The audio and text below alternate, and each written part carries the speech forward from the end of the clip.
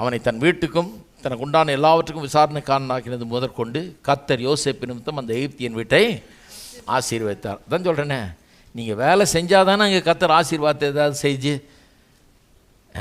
உங்களை தூக்க முடியும்.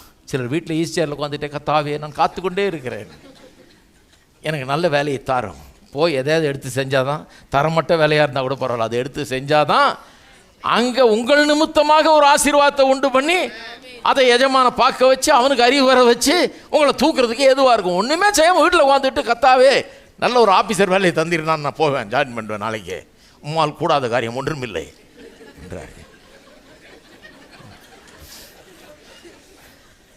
கர்த்தரால் கூடாத காரியம் ஒன்றும் இல்லைன்னு சொல்கிற ஆள் கொஞ்சம் யோசித்து பார்க்கணும். இவரை ஈஸி சேர்லேருந்து ஏற வைக்க கூடாமல் இருக்கு ஆண்டவருக்கு.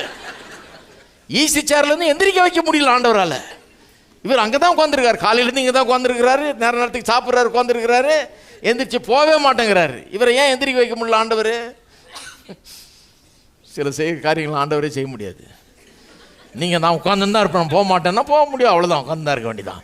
ஆனால் போனீங்கன்னா எதையாவது ஒரு சின்ன காரியத்தை எடுத்தீங்கன்னா அங்கே அதன் மூலமாக கர்த்தர் வேலை செய்யலாம்.